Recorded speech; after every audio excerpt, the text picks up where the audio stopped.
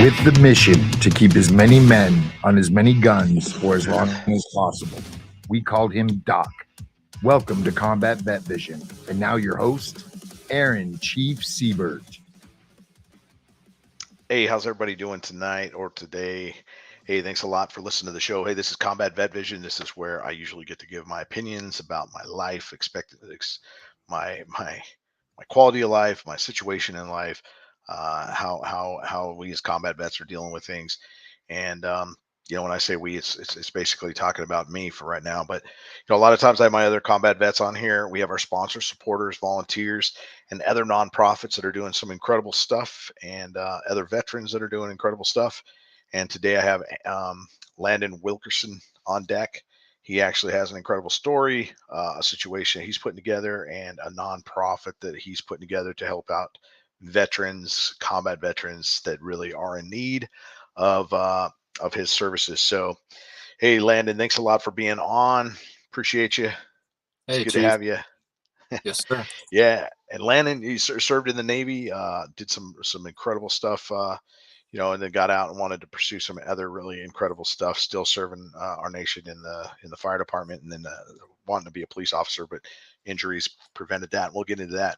But yeah, tell your story, brother. Let's talk about it. Why did you join the Navy? Where'd you join it at? And what'd you do? Yes, sir. So graduated high school, was working for Red Bull for a little bit, came out of Red Bull, joined the Navy and wanted to get out of town as soon as possible. So I joined, told them to send me as far away as possible, and they did. Went to Italy for 3.5 years. I was on a subtender, AS-39, left that duty station, went to my second duty station, was Arleigh Burke, DDG 5-1. Last deployment, we spent most of our time overseas doing anti-piracy off of Africa and Gulf of Iraq, Oman, Yemen, Ditch, going through that area. After a Navy career, got after 5 years, came back to the civilian side, crossed the street to the federal fire, was there, fed fire for the next 15 years. Right there, based East Coast. So we were Uncle Sam's security policy on base.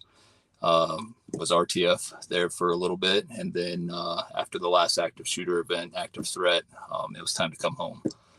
So I came back to the West Coast to be closer to home, closer to family, and joined the local sheriff's department. Was there for about a year, and I got injured on the job, which pretty much medically put me out of all my careers. I couldn't be a firefighter, couldn't be a cop, couldn't be a deputy, just medically I was a liability to the guys and to myself if something were to happen. Still recovering from that, still going through therapy, still going, everyday life of just pushing a little bit farther to get back on my feet. Pretty much lost everything, with that. I was, pretty much down on my luck, going through some hard times, with, everything. You start going through your head, you start, thinking a lot of crazy stuff of how you're going to survive and how you're going to take care of your family. And, if it wasn't for my wife being my rock, there have been some darker days.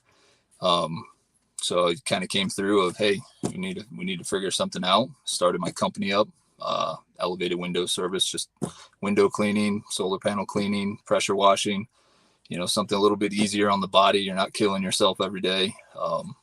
And that's what we did. Going through my medical situations, we're sitting down at the VA, start meeting a lot of interesting guys, a lot of older guys, a lot of older vets, who are way worse than I was. I was feeling blessed to be in the position I was in and going through what I was going through, meeting these guys like, wow, what can I do for these guys? And that's where Clearview from Heroes came from. Started thinking about how I can take my skill set of, serving our community and our local businesses, and how can I help these guys out? These guys, wheelchair bound, they're mentally and physically incapable of helping themselves or their family.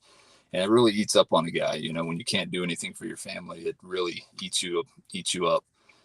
So I just started talking to these guys, meeting them, offering my service to them, free of charge. Like, hey, let me come by and take care of you. Hey, let me come by and just get some pictures, and that's where the Clearview from Heroes came from, is just taking care of these guys. And it's really grown, and it's growing quickly. I'm looking forward to the future of what we're building and what we're doing. and being able to help these guys out really helps the quality of life for them, really helps build the morale. Some of these guys are wheelchair bound, just staring out into their yard, and it's just destroyed. They haven't been able to do landscaping in 10 years. They haven't been able to wash their windows. Their solar panels are completely disgusting, not making any power for them, so their electric bills through the roof. So just going over there and helping out a little bit, really does change their life in a big way down the road. Just quality of life, the morale booster. And then, once we're done working, we sit there and hang out with the guy, a little camaraderie, and let him know that he's not forgotten about and that he's still part of our family. He's still, important role in this country, in our community.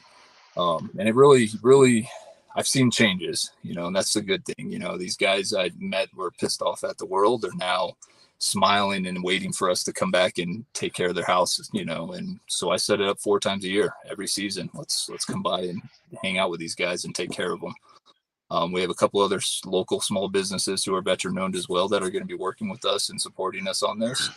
And it's nice. You're bringing in the community, you're giving back to the community, and the community taking care of itself. And one, we're taking care of our own. We took that oath, and I don't think that oath ever expires.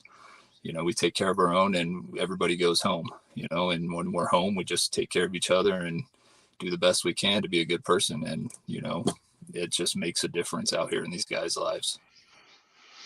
And you are hiring veterans, and you have how many veterans on deck? And they are also out there doing this nonprofit with you, the Clearview for Heroes. They're part of that program. Talk about hiring. Why is it so cool for you to hire vets and all that good stuff? To me, it means a lot.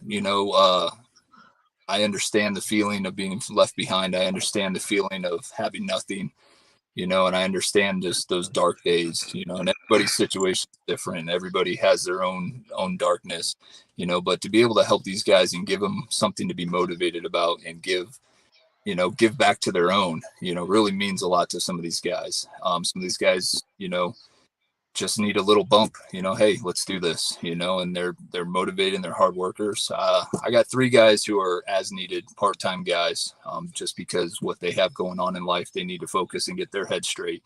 And I'm more than happy to try to work around that schedule. And hey, I need help. Can you come help me? And then when we come over and take care of these vets, it's important to the vet itself, to that gentleman who's, he's a Vietnam vet, and now he has some young bucks coming over and helping out, taking care of him. And it really makes him feel good. It makes him feel part of the family still. And that it also gives our guys self-gratification that, like, hey, we're actually doing something to give back to our senior vets, some of these guys who make it possible for us to do what we do and make it, to live free and safe. And it really, you should really see these guys. It's interesting to watch them interact and talk and laugh and, sit there over just, a little tiny barbecue on the back of my truck right now and just watch these guys have a little Steel Beach and just enjoy their time, and yeah, it's only for an hour, but that guy's calling me 2 weeks before we're supposed to show up because he's excited for us to come back. His wife's like, man, you guys really put a smile on his face, and he's like, he's in a better mood every day. That to me means a lot. And it's something that we can help out and we can take care of. Why not? It's not killing us to go over there and take care of our own. It's just something we can do. Let's do it. So it's really cool. Yeah, and I think you said a couple of things that were really important for me to hear and important for anybody to hear. You as an employer obviously are recognizing that these guys can only do part-time because of what they got going on. And that might involve VA appointments, medical appointments for other things that they're dealing with. As we as veterans, sometimes, the hospital system is going to treat us like we're 70, like we're retired, we have any time of the day. And sometimes it's like, hey, I got to go to my employer and tell them, hey, man, I need another day off because the VA scheduled me for this appointment and that appointment. And that's super important that you say, hey, I want to work with these guys. You got 2 or 3 that are on the part-time deal, 20 hours a week. Maybe you work around their schedule, schedule them around their appointment schedule. I think that's super important. That's a huge thing that you just said that was really super important as an employer as well. So that, and Steel Beach is a term that's used, across the Navy. So it's pretty awesome.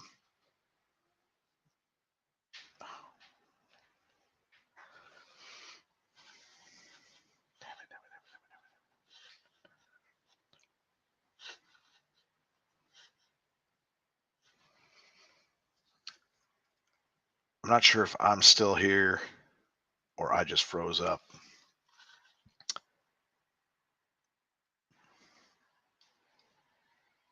Okay, cool. I'm still here. Hey, I saw that that Landon froze up there, but his important factor. Hopefully, he can bounce back in, and get back on here. But the fact that he's hiring vets, the fact that he's working with them with their schedule is super important. There's a couple other things. He's out there providing this service to veterans, combat veterans, that need it. Guys that he's also going to work with veterans that maybe think that they need it or want it. They have a vetting process that says, hey, this veteran totally qualifies for a zero amount out of their pocket deal, and the nonprofit's going to cover and go over there and make it happen. The thing about it is he's still working on a lot of factors, and if he gets back in here, I'll let him talk about that. But he's waiting for the IRS to give him his okay to be a nonprofit with this. He's already got the okay through the state to raise funds, to work with funds, to do some stuff. But now he's got to wait for the national piece, for the IRS to kind of do its piece, and that could take some time. So he's still just trying to establish relationships,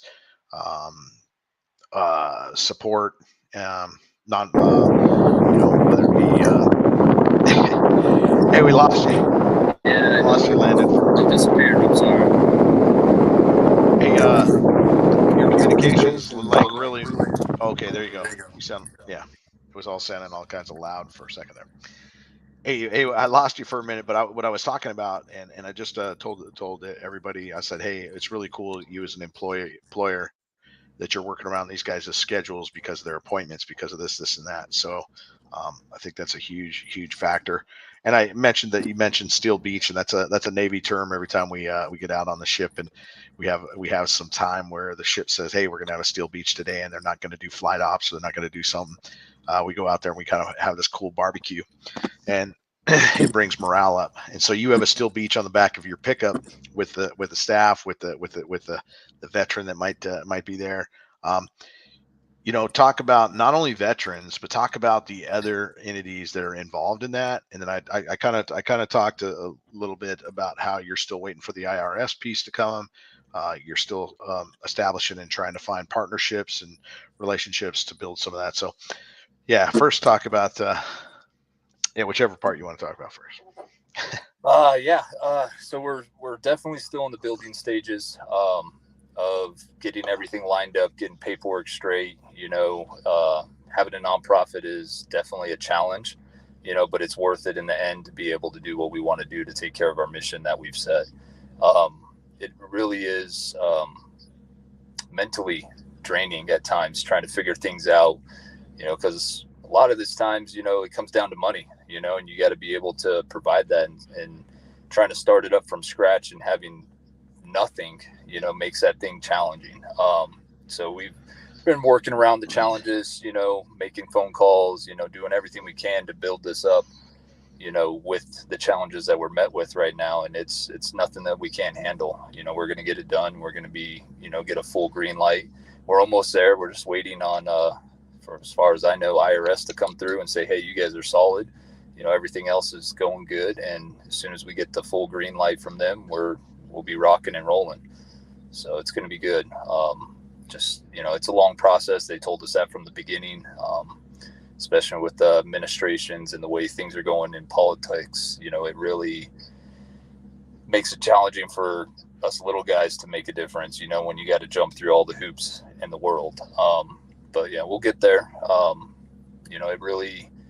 It's really a huge goal of me to get this up and going off the ground. It's a huge, bonus to be able to do this for our community, because you see these guys, you see them at the grocery store, you see them at the VA, you see them around town, you see them at a restaurant, and to see those guys happy and trying to do the best they can in their life with what situation they're in, it really means a lot. And it's kind of cool. You build that camaraderie, and you see them, and it's just like you never left them. It's just they're happy, and they're like, oh, they're like your best friend all over again. It's cool. It really is. So once we get everything taken care of, which will be here shortly, fingers crossed. We should be good to go. And right now, building partnerships and building support of the community. We've had a huge response from the community and huge approval from our peers and other companies out here willing to help us out. And hey, just let us know what you need. Hey, you can have fundraisers here. Hey, you can have events here. Hey, bring some of the vets by here.